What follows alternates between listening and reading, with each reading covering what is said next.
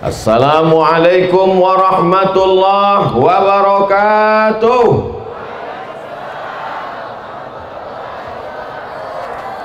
Petang hari matahari tenggelam nampaklah bulan. Dari sambutan salam nampaknya macam belum makan. Apa kabar semua jemaah? Sehat? Badan sehat? Hati sehat? Kantong sehat? Dah selesai masalah. Alhamdulillahi rabbil alamin. Wassalatu wassalamu ala ashrafil khalqi ajma'in, sayyidina wa maulana Muhammadin wa ala alihi wa sahbihi wa man da'a bi da'watihi wa istanna bi sunnatihi ila yaumi liqa'i rabbih wa ba'du. Udah selesai fotonya. Mengapalah Ustadz tegak berdiri di sini? Banyak alasannya. Biar mudah turun dekat tangga. Kalau saya tegak di sana, ada Ustadz Zulfikar Hajar, kakak kelas kami senior atas jauh waktu di Mesir. Kalau saya tegak di tengah, ada pula Kiai Haji Al-Mukarram Al-Ustadz Muhammad Ja'far Shaghir, Direktur Mudir Ma'had Pesantren Al-Munziri. Kalau saya tegak di sini, ada pula guru saya. Tahun 1990 saya mengaji 30 tahun yang lalu, berulang alik dari Sungai Sekambing ke Mabar, ke rumah Ustadz Fadlan Zainuddin yang mengaji tadi. Maka saya carilah tempat yang saya membelakangi panitia. Ini semua mesti dijelaskan nih sekarang, karena memang kita ini sedang dipantau. Jangan sampai ada fitnah di antara kita, jangan sampai ada dusta di antara kita. Tujuan kita berkumpul ini insya Allah niatnya baik, maka yang turun juga rahmat Allah baik-baik insya Allah. Amin. Tak ada niat tak baik, betul? Di depan kita ada asrama putri.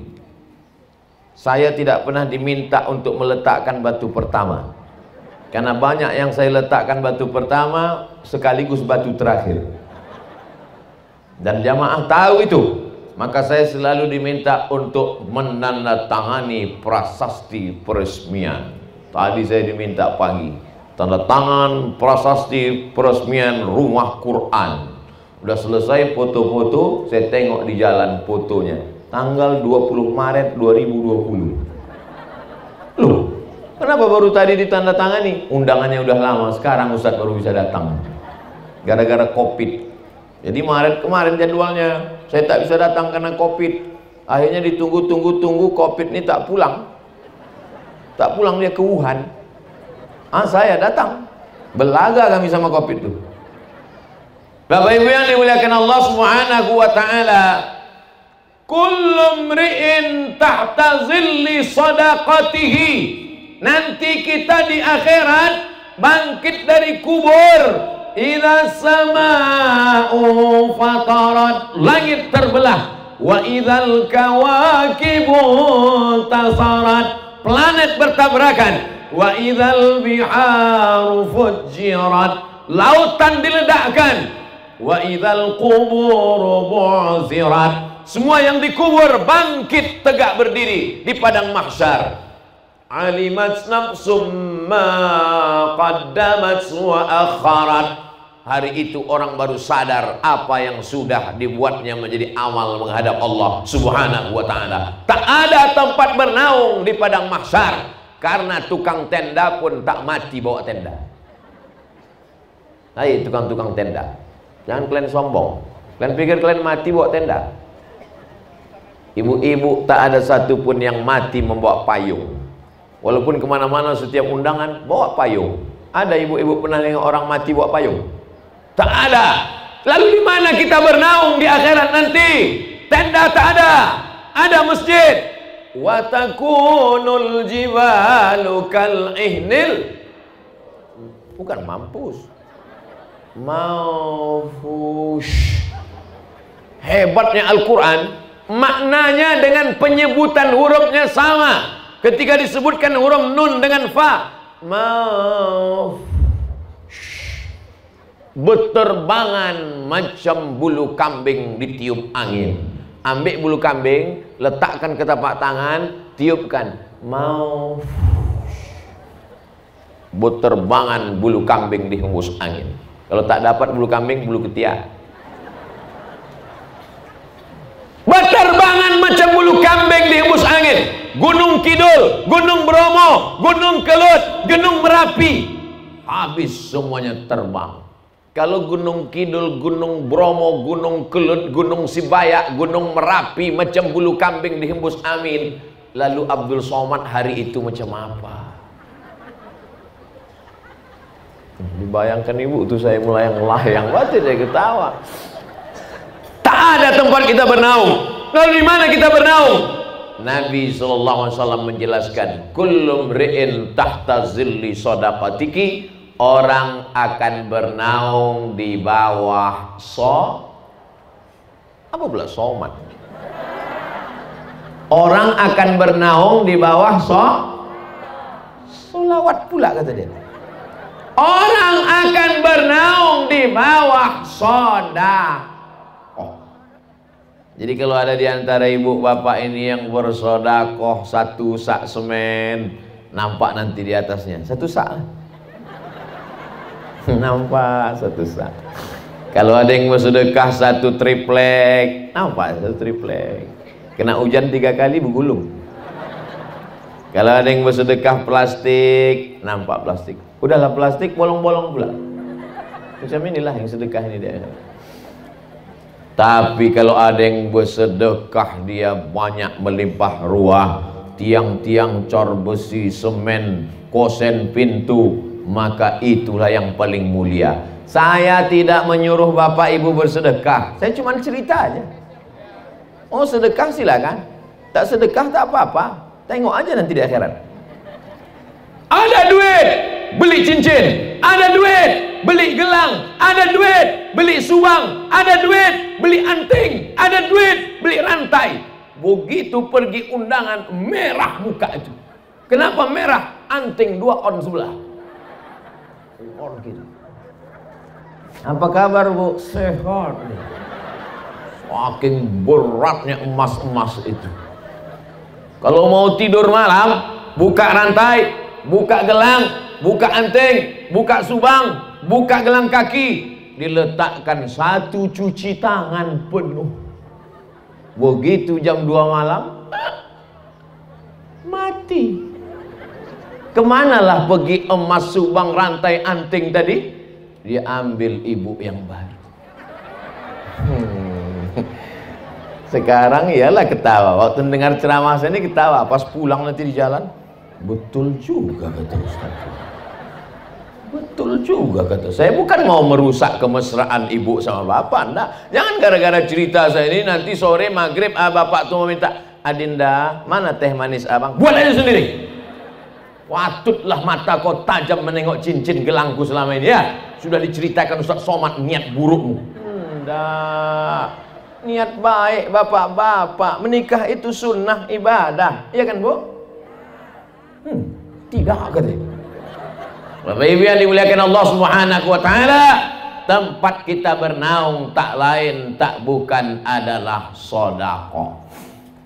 Ada yang tenggelam karena keringatnya sampai mata kaki, ada yang tenggelam sampai ke lutut, ada yang tenggelam sampai ke pinggang, ada yang tenggelam sampai ke dada, ada yang tenggelam sampai ke leher, ada yang tenggelam sampai ke kepala, menghadap mereka kepada Nabi Adam alaihissalam. Wahai Adam, kami tak tahan menunggu di padang mahsyar, panas, tolonglah menghadap kepada Allah supaya diputuskan pengadilan ini.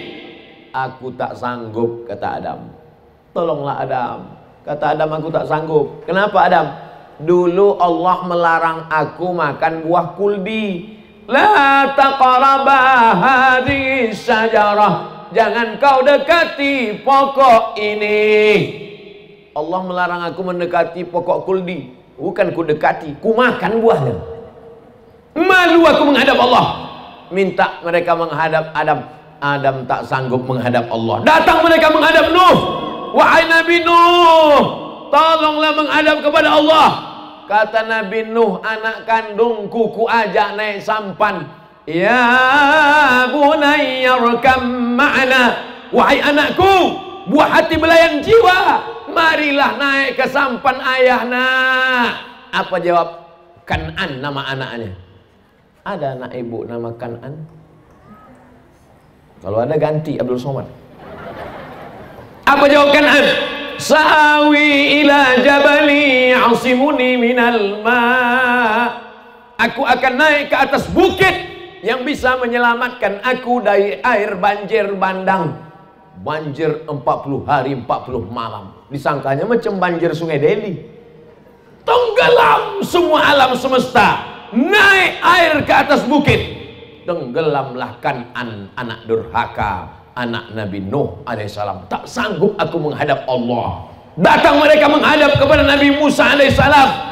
Kata Nabi Musa, aku tak sanggup menghadap Allah, karena ketika aku naik ke atas bukit Tursina menerima wahyu, umatku Bani Israel menyembah patung sapi yang berlobang lehernya, masuk angin kencang.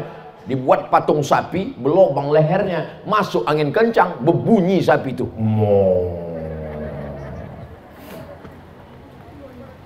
Datang mereka menghadap kepada Nabi Isa. Wahai Nabi Isa, mintalah kepada Allah supaya diputuskan pengadilan. Kata Nabi Isa, aku tak sanggup menghadap Allah karena mereka buatkan patungku dan mereka sembah aku. Aku malu menghadap Allah. Akhirnya mereka menghadap kepada Sayyidina wa Maulana Muhammad sallallahu alaihi. Makanya umat Nabi Ibrahim, umat Nabi Nuh, umat Nabi Musa, umat Nabi Isa ingin menjadi umat Nabi Muhammad sallallahu alaihi wasallam. Badannya paling kecil, umurnya paling pendek, amalnya paling sedikit, badannya paling ringan, tak sampai 50 kilo. Yang Abdul Somad, yang lain lebih. Tapi dia lebih dulu masuk surga daripada umat-umat yang lain. Kenapa?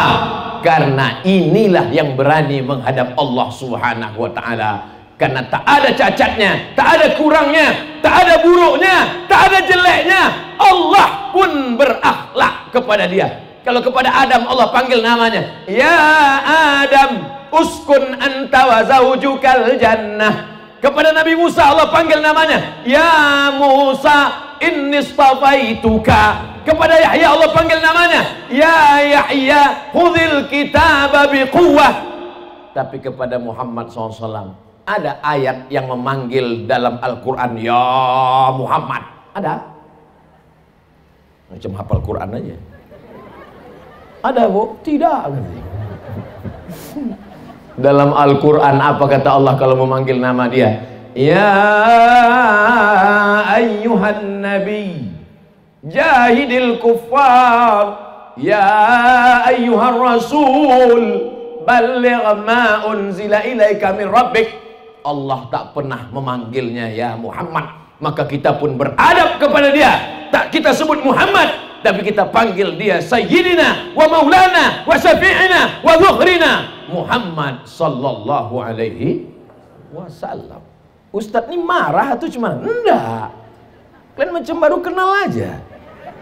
Tadi dulu memang beginilah setelannya. Jadi tak bisa, mikrofonnya pula mantap. Hebat sound system pesantren Al-Munziri ini. Sudah pakai selimut pun keras juga suaranya. Kadang di tempat-tempat lain hebat, besar. Pas ceramah kita, assalamualaikum. Di Al-Munziri udah bekucung, tinggal sholat jenazah aja lagi.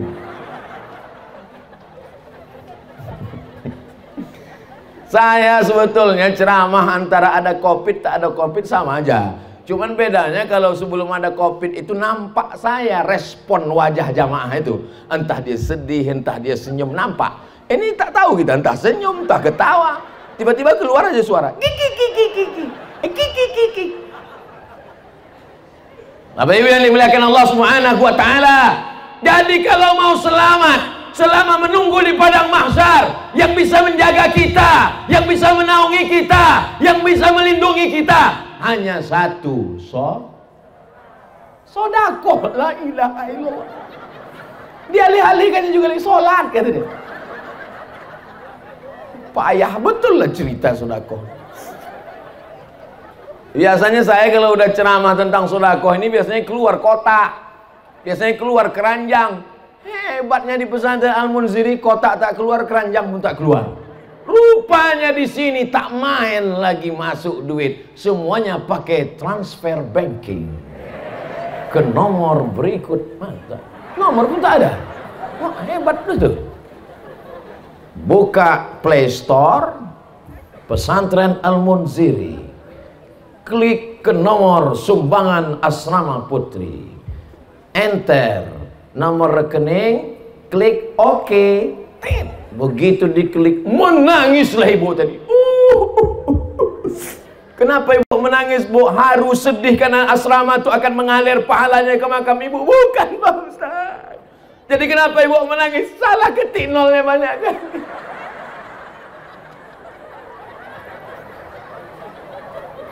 Bapak Ibu yang dimuliakan Allah Subhanahu wa taala, kalau kau ketik 1 juta, ada uangmu di sana 100 juta, yang kau sedekahkan 1 juta, mati engkau. Yang kau bawa mati yang 100 juta, apa yang 1 juta?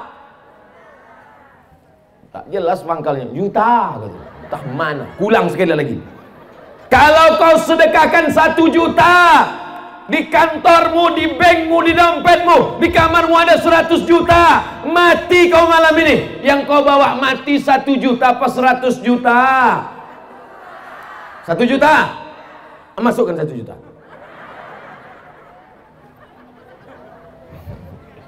Ibu sehat? Bapak sehat? Alhamdulillah. Di tempat lain ada yang saya bilang 1 juta, demam langsung. Di tempat lain ada saya bilang 1 juta, kumat langsung. Aduh Pak Ustaz. Aduh, kenapa? Naik asam urat. Asam urat di sini Pak, lupa aku. Nah, yang pertama kalau kita mau mendapat naungan di padang mahsyar, maka kita mesti banyak-banyak mau sholawat juga. Oke, sholawat. Sallallahu ala Muhammad, sallallahu alaihi wasallam, sallallahu ala Muhammad, sallallahu alaihi wasallam.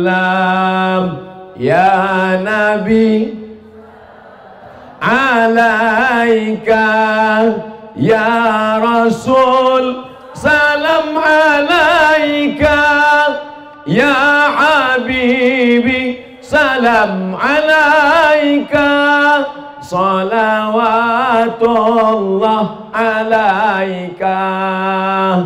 Banyak-banyak bersolawat. Ibu-ibu yang sedang hamil bersolawat, yang belum hamil bersolawat, yang sudah hamil bersolawat, yang hamil tak ada suami jangan berselawat. Bapak Ibu yang dimuliakan Allah Subhanahu wa taala. Yang kedua, dawu mardakum bis shadaqah. Obati orang yang sakit di antara kalian dengan sedekah. Sudah berobat ke dokter, tak juga sembuh. Sudah berobat alternatif, herbal, kusuk, pijat refleksi, totok, udah ditusukkan semua jarum-jarum ke badanku nih Pak Ustadz, dari jarum kaki, jarum jahit sampai jarum goni, tak juga sehat Pak Ustadz. Ada satu yang belum kau coba, sesuai dengan sabda hadis Nabi Muhammad sallallahu alaihi wasallam, banyak-banyak bersedekah. Judul bukunya Al-Gharaib wa Taraib Sa'ah wa Sa'ah. Syekh Abu Ammar Al-Misri, orang Mesir. Dia bercerita tentang orang Saudi Arabia, kaya raya, sakit, pergi ke Amerika. Sampai ke Amerika, apa kata dokter Amerika? Pulang, makan enak, tidur enak, ketawa-ketawa, liburan. Nanti mana tahu Bapak Ibu sakit, na'udzubillah, na'udzubillah, na'udzubillah. Mana tahu sakit, pergi ke rumah sakit Pirngadi, lalu kata dokter, ibu pulang ke rumah, makan enak, tidur enak, ketawa-ketawa, itu artinya malaikat maut sudah 1,5 inci. Tak ada obatnya. Pulang, tidur, makan, ketawa bersama keluarga, nikmati hidup. Obatnya tak ada, menunggu mati. Mim datema taya bawa, berarti Masih banyak yang ngajinya pakai kaidah Baghdadiyah. Yang tahu Mimda Tema Taya Bawati itu yang seumur-umur saya, yang umur-umur 23 nih. Kalau anak-anak zaman sekarang mana dia tahu? Anak sekarang ngaji tak pakai kaidah Baghdadiyah, ngajinya pakai Iqra, a bataba batata batasa balari. Belari anak soleh insyaallah, mantap, amin. Bapak Ibu yang dimuliakan Allah Subhanahu wa taala, akhirnya orang sakit dari Saudi Arabia pergi berobat ke Amerika. Kata dokter Amerika tak ada obatnya, pulang saja. Baliklah dia ke Jeddah. Sampai di Jeddah dia bersedekah, sedekah. Setelah itu tak berapa lama dia pergi lagi ke Amerika, medical check up terakhir, diperiksa sama dokter Amerika, dicek dari mulai urat ubun-ubun sampai kaki kepala. Dokter heran, kau berobat di mana? Kau makan herbal apa? Kau pakai alternatif apa? Kata dia, aku tak ada pakai apa-apa, yang ku pakai sabda Nabi Muhammad sallallahu alaihi wasallam, dawu mardakum bis sadaqah, banyak-banyak bersedekah. Orang yang tak bertuhan, ateis, kafir, munafik, murtad, apa hubungan sedekah dengan penyakit, guys? Lagi kita yang beriman, yang percaya kepada Allah, mudah saja. Penyakit datang dari mana? Dari Allah. Kesembuhan datang dari mana? Apa pula dokter spesialis? Huwadh-dharru huwan-nafi'u. Allah yang mendatangkan mudarat, Allah yang mendatangkan manfaat, Allah yang menolak mudarat. Iyamsaskallahu bidurrin fala kashifa lahu illahu. Kalau Allah mau mudaratkan engkau, tak ada yang bisa menyehatkan engkau. Tapi kalau Allah mau menyehatkan engkau, tak ada satupun yang bisa memudaratkan engkau. Itulah iman, itulah akidah, itulah Ahlussunnah wal Jamaah, itulah makna la ilaha. Begitu. Kenapa Ustaz berapi-api nih? Kepanasan. Maka digulung baju ini dulu. Memang baju baru ini panas bawaannya. Baru dikasih orang tadi malam, mereknya Casio, kasih orang. Baju dikasih orang, sorban dikasih orang, cincin dikasih orang, nyawa pun dikasih Allah. Kalau mau kapan dia mau dia cabut, betul? Maka ternyata sehatnya kita itu juga karena sodakoh. Akhirnya apa yang terjadi? Apa hubungan penyakit dengan sedekah? Penyakit datangnya dari Allah, sedekah datangnya dari Allah. Ketika kita bersedekah, mengaji anak santriyah. Di pesantren lain laki-laki santri, kalau perempuan santriwati. Di sini berubah, yang laki-laki santri, yang perempuan santriyah. Terserahlah mau santriyah mau, yang penting santri. Mengajilah mereka tengah malam. Bismillahirrahmanirrahim. Yasin wal Qur'anil Hakim. Turun rahmat malaikat yang membelikan keramik, yang membelikan batu bata, yang membelikan semen, yang membelikan seng, yang memasangkan atap, kosen, pintu, jendela, AC, kipas angin. Maka pada saat rahmat Allah turun, penyakit-penyakit itu pun hilang. Innama amruhu idza arada syai'an ayyakula lahu kun fayakun. Dawu mardakum bisadaqah. Obati orang yang sakit di antara kalian dengan sedekah. Setelah selesai ceramah, datanglah ibu-ibu. Ustadz Somad, ya Bu, saya sudah diponis dokter kena penyakit sebesar duit logam 100 perak di dalam perut saya. Namanya kista, bukan merek mobil. Kista. Apa kata dokter? Ini kami sudah cek ada kista di dalam rahim. Gimana obatnya dokter? Mesti dioperasi. Efeknya apa? Kalau kistanya dibuang sama rahimnya dicopot, maka ibu tak bisa hamil lagi. Mendengar ibu tak bisa hamil lagi, mau nangis ibu tuh habis tisu setengah kotak. Mendengar ibu tak bisa hamil lagi, bapak tuh tersenyum.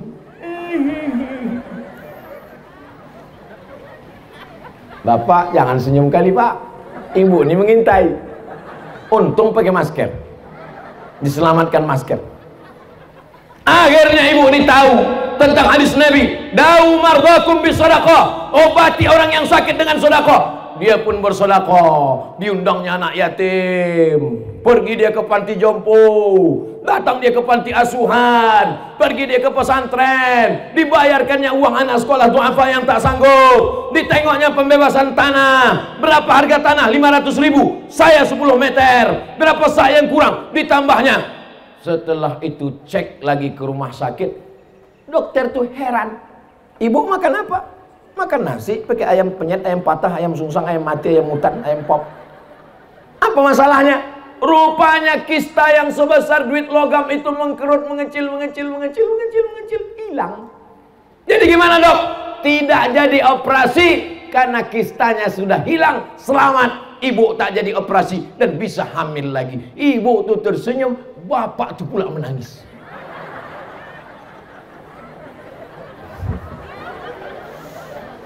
Pupus sudah harapanmu Pak. Bukan main senangnya ibu-ibu ini ku tengok. Kakak katanya, mendengar bapak itu tak jadi begini lagi. Kisah nyata, true story. Nanti kalau ke Pekanbaru bisa kutunjukkan sama orangnya. Cuman sekarang tak bisa kusebutkan nomor handphonenya, menjaga kode etik jurnalistik. Nana tahu ada ibu-ibu yang kena penyakit kista, nauzubillah, mudah-mudahan semuanya sehat insyaallah, amin. Datanglah orang kena penyakit lutut bernanah, sudah 7 tahun tak kering-kering, dikusuk tak kering, makan obat tak kering, bernanah saja lutut itu. Datang kepada rumah Imam Abdurrahman Ibnu Mahdi ahli hadis. Hai Imam Abdurrahman Ibnu Mahdi, ya ini lututku bernanah sudah 7 tahun tak kering-kering, apa obatnya? Kau sudah berobat? Sudah. Tak kering juga? Tidak. Tunggu sebentar, aku sholat sunat.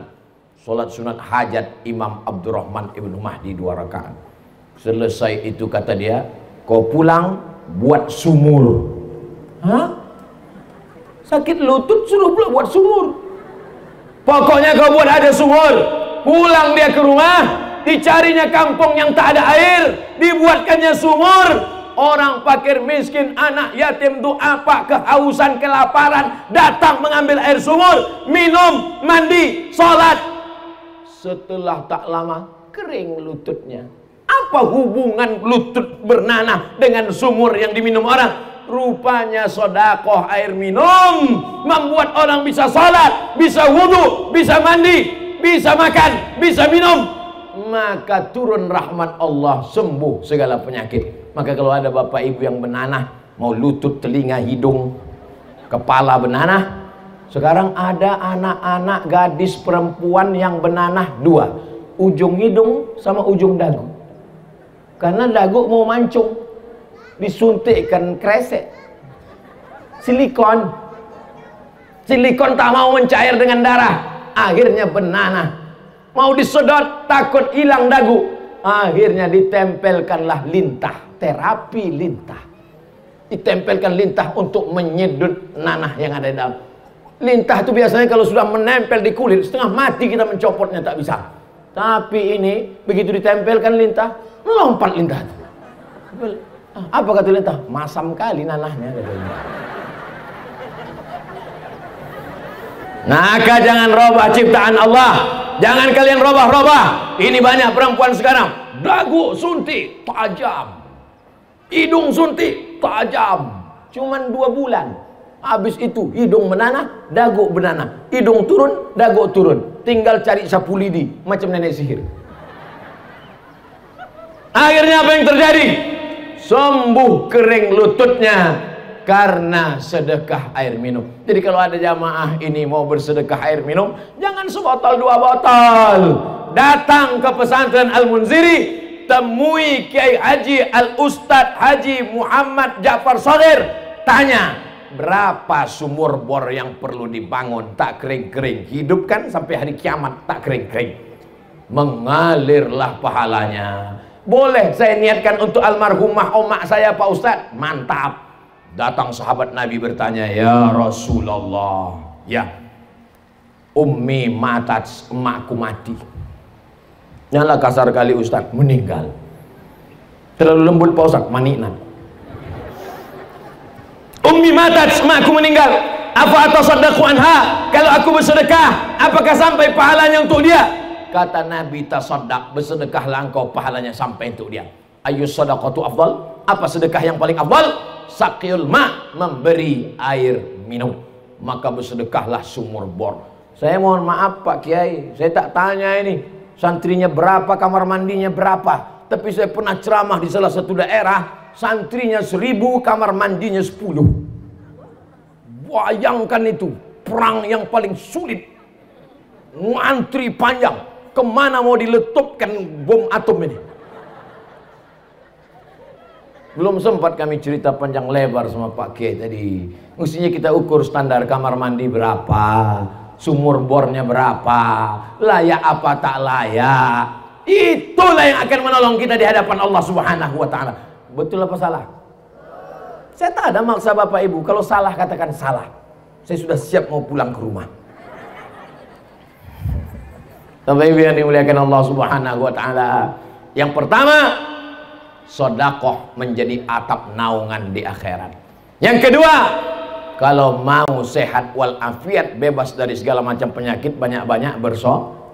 Saya ditanya sama jamaah, Ustadz Somad, kemarin kami tengok di Facebook di Aceh, lalu kemudian ke Medan, lalu kemudian ke Palembang, lalu kemudian ke Jakarta, lalu kemudian ke Makassar. Kenapa Ustadz sehat terus Pak Ustadz? Apa yang Ustadz minum? Teh manis. Makanannya nasi lemak. Tak ada tambahan suplemen-suplemen. Nggak ada, Beb. Jadi kenapa Ustadz sehat? Sehat saya karena didoakan jamaah. Berjuta-juta jamaah yang mendoakan saya. Di Instagram aja 4, berapa itu sekarang. Belum lagi di Facebook. Sebentar ya, aku cek dulu. Tak enak pula kalau agak-agak data nih tak valid kan. Sabar kalian nunggu kan. Caranya buka YouTube, habis itu cari Ustadz Abdul Somad Official. Udah? Nah, sesudah dapat baru buka, subscribe dulu. Nah, sudah itu baru cari tentang. Nah, di ujung tuh tentang. Nah, sudah tentang baru tengok. Channel ini dibuka tahun 2019, sudah ditonton sebanyak 75 juta orang. 75 juta orang ini tidak semuanya suka, banyak juga setan-setan yang tangannya begini tuh, tangannya begini. Anggaplah setan sama hantu sama jin nyiblorong sundel bolong itu 5 juta. Tapi kan masih kalah juga kita sama 70 juta. 70 juta yang menonton saya. Bayangkan itu. Kira-kira 70 juta itu kalau ikut pilpres menang apa kalah? Tapi kalian nggak perlu khawatir, aku tetap jadi ustadz sampai hari kiamat. Jangan takut kalian. Kemana ceritanya tadi? Mundur balik ke belakang. Bahwa kita didoakan orang. Makanya saya kalau kemana-mana jumpa saya, doakan saya makcik. Aku mau berfoto dekat Ustadz Somad. Yang boleh berfoto dekat aku ini 2 mak. Yang pertama anak-anak, yang kedua nenek-nenek. Kenapa begitu? Karena kalau anak-anak yang masih muda-muda nanti dikatakan orang istri simpanan saya. Didoakan oma-oma itulah saya. Ustadz Somad ini sehatkan. Apalagi orang-orang di pesantren Al-Munziri ini. 2 bulan yang lalu jumpa saya sama Pak Kiai di Pekanbaru. Maka sejak itu setiap maghrib mereka mendoakan, saya akan Ustadz Somad, saya akan Ustadz Somad, saya akan Ustadz Somad sampai tanggal 5 ya Allah. Setelah itu mau kena COVID, mau mati, mampus sudah di situ.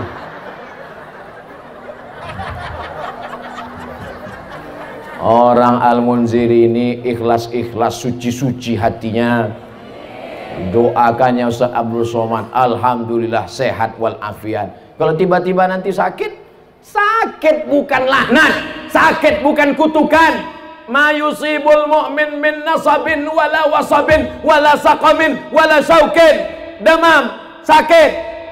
sampai duri yang menusuk tapak kaki. Sesungguhnya Allah ingin menghapuskan silap, salah dan dosa-dosa kita. Makanya kalau ada tetangga, kawan, sahabat kita sakit, si anu kemana? Sakit. Mudah-mudahan diampunkan Allah dosanya ya. Begitu. Si anu kemana? Sakit. Mampus di situ. Astaghfirullah. Astaghfirullah. Rabbal baraya. Astaghfirullah minal khataya. Rabbi zidni ilman nafi'a wa wafiqni amalan salihah. Sesungguhnya saya ceramah ini agak kurang konsentrasi saya. Seringkali apa yang mau saya sampaikan itu lupa saya bahan. Karena asal tertengok saya ke sana kantin. Asal kantin, terbayang saya bakwan, nasi apa. Saya memang tak bisa saya kalau ada makan. Tapi saya tetap berusaha untuk fokus. Bahwa yang pertama yang menolong kita di padang mahsyar, yang menjadi atap pelindung kita supaya selamat dari padang mahsyar adalah sedekah. Yang kedua, yang sakit berobat, berusaha, berikhtiar dengan sedekah. Yang ketiga, sampai berapa nih Pak Ustadz? Biasanya saya ceramah itu saya tengok jamaah. Kalau udah nampak saya ada 2-3 orang menguap, berhenti saya. Cuman sejak Covid ini tak tahu kita dia entah menguap entah tidak. Tak nampak. Mana nampak? Nampak, entah menguap, entah senyum, entah apa. Mata aja begini-gini.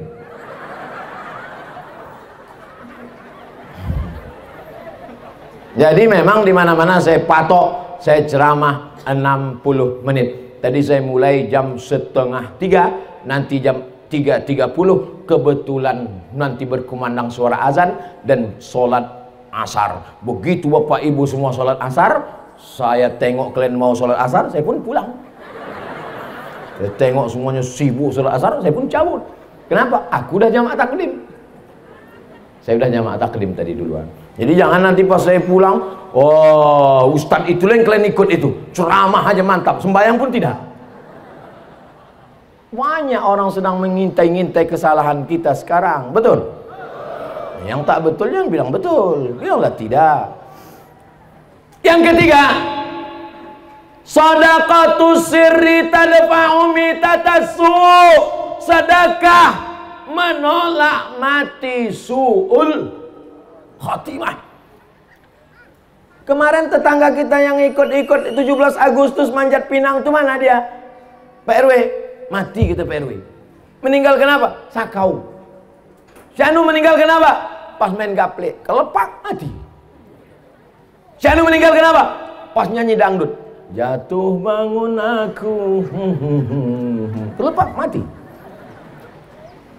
Kalau mau selamat supaya mati husnul khatimah, kita diajarkan tuan-tuan guru berdoa. Allahumma khtim lana bi husnin wala takhtim alaina bisu'il khatimah. Tapi jangan lupa, ini yang ketiga, sedekah menyelamatkan orang dari mati su'ul khatimah. Amal banyak, sholat sunat banyak, pengajian banyak, jilbabnya panjang, sedekahnya banyak. Tapi ternyata kalau riya, kalau angkuh, kalau sombong, tak selamat dari mati su'ul khatimah. Apa yang bisa menyelamatkan dari su'ul khatimah? Kata Nabi, shadaqatus sirri tadfa'u mitatasu'i. Banyak-banyak bersedekah diam-diam, maka itu akan menyelamatkan dari mati su'ul khatimah. Anak muda meninggal di samping Ka'bah, di belakang makam Ibrahim, dalam keadaan pakaian ihram, di dalam Masjidil Haram, di sujud terakhir, dalam keadaan berwudu, di dalam sholat. Tak ada mati yang lebih indah daripada mati dalam Masjidil Haram, di belakang makam Ibrahim, dalam keadaan berwudu, dalam sholat, sedang pakaian ihram, di sujud terakhir. Indah. Anak muda, bukan alim ulama. Selesai dia dibawa ke keluarganya, datanglah orang bertanya kepada emaknya, anak ibu ini bu? Iya. Apa amalannya bu? Ulama dia? Tidak. Dia kerja kantor biasa.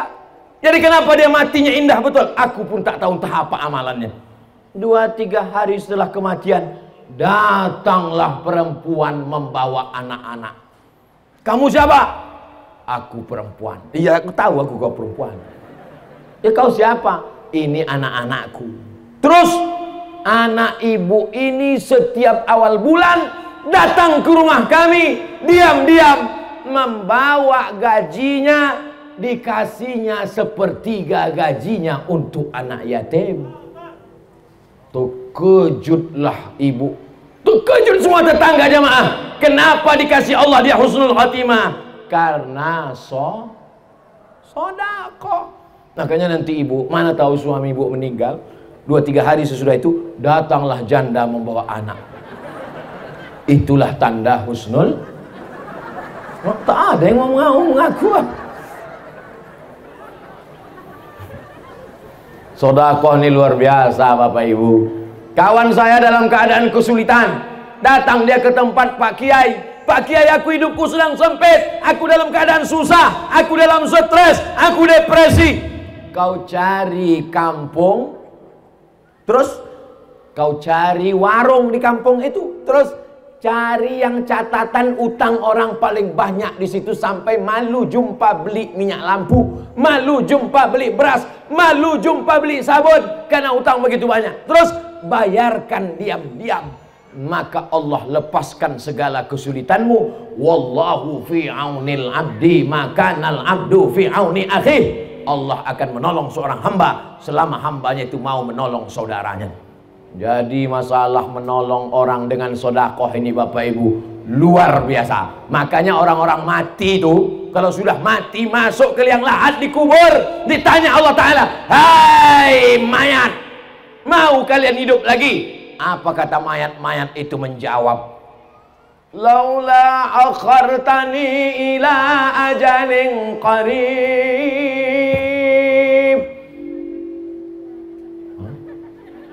Macam film hantu, ada suara soundtracknya.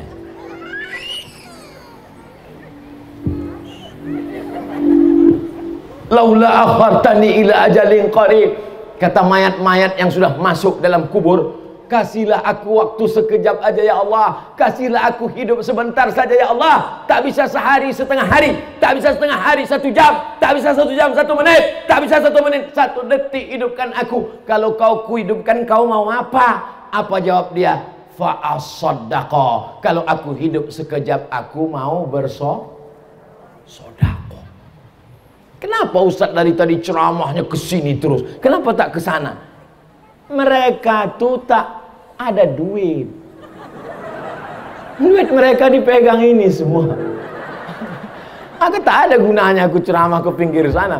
Bersedekahlah kalian, bersedekah. Ujung-ujungnya pasti dia nanya, "Ma, boleh ya?" Gitu. Bagus aku langsung aja kan. Setuju kan Pak? Ah, benar angguk dulu. Betul Pak Ustaz. Lepas aku dah gitu. Lepas aku dah gitu. Memang yang cari duit, pergi pagi pulang petang, peras keringat banting tulang, tunggang langgang lintang pukang, itulah orangnya. Tengoklah wajah-wajah yang penuh penderitaan itu. Itulah orang yang pergi sampai kepala jadi kaki, kaki jadi kepala, tapi tak megang duit. Asal mau pergi, nah dompet di sini. Ini kau pergi, ya. Kau nyampe banyak megang, nanti berbini kalau sekali lagi. Tapi insya Allah tak apa-apa Bu. Niat ibu baik kan Bu kan? Mengaku pula. Mudah-mudahan duit bapak kalau dipegang ibu ini tak hilang. Kalau lah ibu-ibu begini yang megang duit bapak, jilbabnya panjang, rajin pengajian, tak akan dibelikannya duit bapak itu gelang tangan, gelang kaki. Paling-paling dibelikannya emas batangan. Ibu-ibu yang suka shopping ke mall, ada ibu-ibu nih ke mall sehari 3 kali macam makan obat. Pagi jam 8 dia pergi ke mall. Kata security jam 10 baru buka Bu. Ditahannya tegak di pintu. Pagi ke mall, siang ke mall, malam ke mall. Cincin 3 kiri 3 kanan. Kalau mau beli kangkung nunjuk, berapa ya?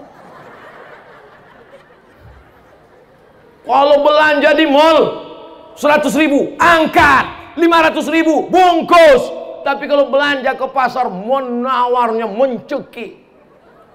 Berapa ikan ini setumpuk? 15.000, 2.500 ya. Kalau di mall bukan main lagi kau tunjukkan kau yang kayanya. Sampai duit-duit itu bersisa waktu bayar. Bu, ini ibu masih ada sisa uang lagi 10.000. Boleh kami donasikan? Ambillah. Aku 10.000 itu macam kutil aja. Tapi kalau menawar di warung tetangga sebelah, alhamdulillah, ibu-ibu yang macam itu tak ada di sini. Amin kata dia, berarti masih ada. Husnuzan, semuanya baik-baik insyaallah. Amin. Bapak Ibu yang dimuliakan Allah Subhanahu wa taala, siapa yang ceramah di pesantren Al-Munziri tadi? Abdul Somad. Abdul Somad yang mana itu? Mana ada Abdul Somad lain? Apa isi ceramah dia? Entah apa-apa, aku tak ingat lagi. Aku fokus sekali nengok baju baru dia itu, jadi tak ingat pula aku tahu. Kalau payah ngingat ceramah saya, tinggal kalian tonton aja di channel Ustadz Abdul Somad Official. Hasil setiap detik, setiap menit tontonan kalian itu, duitnya dibelikan beras untuk fakir miskin. Satu paket isinya beras 10 kilo, minyak 2 kilo, gula 1 kilo, teh 1 kotak, susu 1 kaleng, sarden 10 kaleng, satu paket 300.000 dibagikan ke fakir miskin, ke anak yatim dan du'afa. Jadi sekali menonton sesungguhnya dia sudah bersedekah. Tapi sedekah yang di Munziri juga jangan lupa. Yang tak bawa duit cash sekarang, besok pagi bawa sama koper-kopernya kemarin. Assalamualaikum Ustadz Kiai Haji Muhammad Ja'far Shagir. Ya, mana semen batu bata, berapa lagi yang perlu kami bantu? Coba tengok data-datanya. Semen sekian sak, batu bata sekian sak, kosen. Ibu mau nolong? Enggak, mau nanya aja. Tolonglah. Siap ibu menolong? Mak, dari bunyinya tak yakin aku. Siap bapak menolong? Siap nega. Apalah gunanya orang siap tak berduit? Insyaallah. Al-mu'minuna wal mu'minat ba'duhum awliya'u ba'd. Laki-laki yang baik, perempuan yang baik, mereka saling tolong menolong. Anak-anak sekarang cabut dari sekolah pergi ke mall jalan-jalan, dari rumah pakai jilbab panjang, sampai di tengah jalan jilbab dikulung masuk tas, naik motor knalpotnya dipotong, cabut, minumannya disuntik pakai narkoba, begitu diminum mabuk, hilang kesadaran, melakukan perbuatan zina. Lagunya sudah ada, pulang-pulang berbadan dua. Yang ketahuan aku sih pula. Macam paham ini. LGBT, zina, virus HIV/AIDS, sakau, narkoba. Tidak ada yang bisa menjaga anak-anak kita selain benteng pondok pesantren. Betul? Yang sudah mendaftarkan anaknya ke pesantren, alhamdulillah. Yang belum mendaftarkan anaknya, segera daftarkan ke pesantren Al-Munziri Medan, Sumatera Utara sebelum tanggal penutupan berikut ini, tahun ajaran 2021-2022. Potong, masukkan ke Instagram. Aku sudah habis tanggung jawab di dunia. Kalau ditanya Allah nanti di akhirat, kenapa anak si anu mabuk? Kenapa anak si anu sakau? Kenapa anak si anu pakai sabu-sabu? Bukan salahku ya Allah. Aku sudah sampaikan di mana-mana. Sudah kuceramahkan. Mereka lah yang tak mau mendengarkan ceramah. Tapi ibu-ibu yang ada di sini semua insya Allah selamat anaknya dunia akhirat. Amin. Oma ayah saya nun di Kabupaten Pelalawan. Dari Pekanbaru 3 jam lagi ke arah Jambi. Saya disekolahkan pesantren Darul Arafah Lau Bakri Deli Serdang, Sumatera Utara. Menengoknya setahun sekali. Beruntung betuahlah kalian yang ditengok. Banyak anak-anak santri ini minta tengok pula sekali 3 hari. Sehari 3 kali. Minta bawakan keripik pedas lah, bumbu pecal. Banyak betul lah kau. Balik aja kau ke rumah. Kami dulu setahun sekali baru ditengok. Orang tua di Riau. Saya kuliah sekolah di pesantren Darul Arafah. tak ada perempuan. Ini masih untung ada santriah. Kami tak ada santriah, laki-laki semua. 1.800 santrinya, laki-laki semua. Tengok kanan laki-laki, tengok kiri laki-laki. Kalau mau menengok perempuan, pas makanlah bibik-bibik yang masak di dapur itu. Bukan baik bibik itu. Ngantri lah kami bawa piring. Bik, kata Pak, kelepak. Lewat. Hari Sabtu, hari Ahad, hari libur. Wah, datanglah nenek-nenek menjenguk cucunya. Itulah, cantik juga nenek-nenek itu kadang-kadang. Jadi kalian di pesantren nih enak, cantik, indah, alamnya luar biasa. Saking makbulnya doa orang di pesantren. Dari tadi malaikat sudah mau menurunkan hujan. Tak hujan-hujan. Ditahannya. Gimana? Kuturunkan? Tunggu dulu, selesaikan ceramah Abu Somad dulu. Sikit lagi. Saking kan hebatnya doa santri-santri. Mereka berdoa, kenapa doanya makbul? Karena mereka dekat dengan langit. Itu di atas.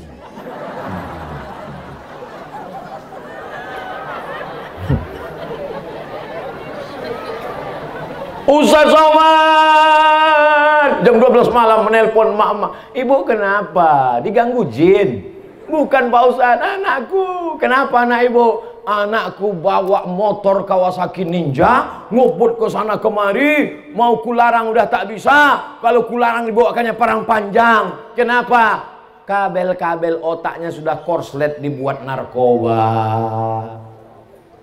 Apa lagi yang mau dilakukan? Nasi sudah jadi tai ayam. Anak sudah mabuk, otaknya sudah rusak. Ibu masih cerita bubur juga lagi. Udah rusak udah otaknya. Ustaz Somad, tolong doakan anak saya, Pak Ustaz. Ustaz datang ke rumah. Anak ibu kenapa? Tak tahu pagi, tak tahu siang, tak tahu malam, tak tahu makan, tak tahu sholat. Asik main game online di kamar. Tolonglah Ustaz doakan. Tak tahu aku doanya. Belum ada dapatku doa Nabi. Allahumma inni a'udzubika min game online. Siapa yang memberikan handphone? Aku Pak Ustaz. Siapa yang mengasihkan kamar besar? Aku Pak Ustaz. Siapa yang membelikan layar monitor TV besar? Saya Pak Ustaz. Siapa yang membelikan paket? Saya Pak Ustaz. Siapa yang buat dia kecanduan? Saya Pak Ustaz. Sekarang dia udah kecanduan, siapa yang salah? Ustaz. Apa pula aku salah? Maka kalau anak kita mau selamat, tidak ada jalan lain, sekolahkan di pesan. Saya nih Bu, saya nih Pak, andai tak dimasukkan ke pesantren dulu, udah jadi hantu sekarang. Alhamdulillah, dimasukkan almarhumah mak nih saya ke pesantren, tinggalkannya. Begitu saya taman aliyah, dikirimnya ke Mesir, 4 tahun tak dikasihnya ongkos, tak balik-balik. Sampai temenung saya di tepi sungai Nil tuh. Sadis sekali ya. Tak jadi bunuh diri. Rupanya sudah habis. Tadi dimulai 2:30, sekarang 3:30. 60 menit kita bersama. Mudah-mudahan 60 menit ini menjadi nilai amal soleh. Jangan kemana-mana setelah pesan berikut ini.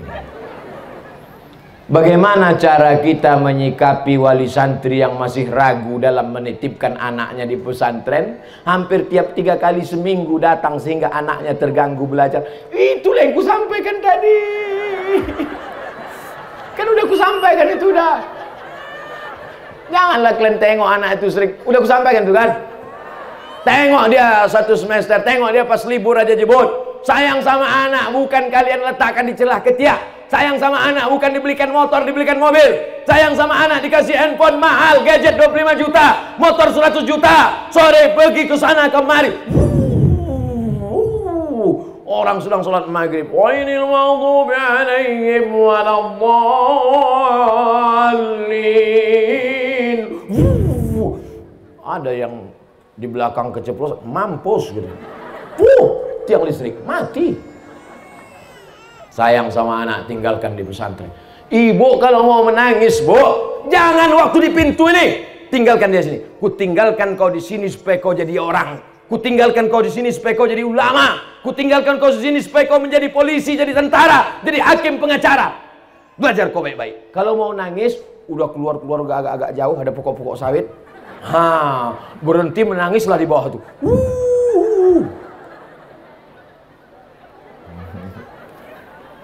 Iyalah, Ustadz ditinggalkan di pesantren, mungkin Ustadz adik-beradik ramai 12 orang, do re mi fa sol la si do re sol fa mi re do.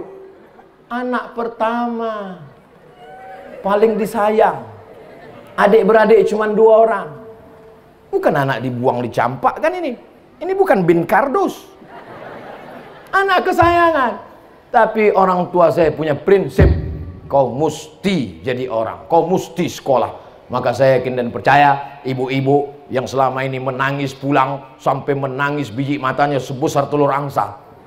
Nangislah ibu itu. Oh, kenapa bu? Aku tadi ke pesantren kasurnya tipis. 2 minggu yang lalu ku tengok anakku Pak Ustadz tipis kasurnya. Terus kemarin ku tengok yang tipis itu pun hilang pula. Datang si bapak menasehati, jangan kau menangis, lebih baik kau menangis sekarang daripada nanti kau menangis anakmu pecandu narkoba. Kuatkan semangatmu. Ngamuk pula ibu tuh. Enak aja kau marah. Aku yang mengandung dia 9 bulan 10 hari, aku yang menyusukan dia 2 tahun. Kau kan cuma datang sekali-sekali aja. Hancurlah dunia persilatan. Maka insya Allah kalau bapak bekerja sama dengan ibu, selamatlah anak-anak kita yang menyelamatkan di antaranya pesantren Al-Munziri ala hazihin niyah wa kulli niyatin solihah. Al-Fatihah.